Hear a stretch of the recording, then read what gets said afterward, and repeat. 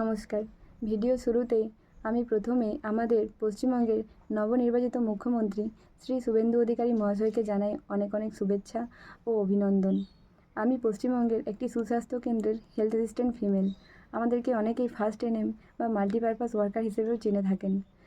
আমরা মূলত গ্রামাঞ্চলে বিভিন্ন রকমের স্বাস্থ্য পরিষেবা দিয়ে থাকি, যেমন গর্ভবতী ও প্রসূতি মায়েদের চেক আপ, শিশুদের 16 বছর বয়স পর্যন্ত টিকাকরণ, কমিউনিকেবল ও নন কমিউনিকেবল ডিজিজ সম্পর্কে মানুষকে জানানো ও তার সঠিক চিকিৎসার ব্যবস্থা করা, বিভিন্ন ধরনের হার্ড কপি রেজিস্টার মেনটেন ও অনলাইন পোর্টাল এন্ট্রি, এবং তার পাশাপাশি ডেলি, উইকলি, মান্থলি ও ইয়ারলি বেসিসে ঊর্ধ্বতন কর্তৃপক্ষকে বিভিন্ন রকমের রিপোর্ট সাবমিট করে থাকি।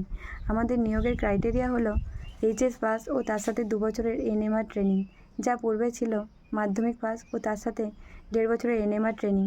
কিন্তু বর্তমানে আমাদের এই এইচএ পোস্টের নিয়োগের ক্রাইটেরিয়া এইচএস পাস ও তার সাথে 2 বছরের এনএমআর ট্রেনিং হওয়া সত্ত্বেও আমাদের পে লেভেল সেই একই 6-এ রয়ে গেছে, যা 9 থেকে শুরু হওয়ার কথা। তাই মহাশয়, আমি আমাদের সকল এইচএফের পক্ষ থেকে আপনার কাছে এই অনুরোধ জানাচ্ছি যে আমরা এতদিন যাবৎ আমাদের যে ন্যায্য পারিশ্রমিক থেকে বঞ্চিত হয়েছি, তার আপনি সঠিক মূল্যায়ন করবেন।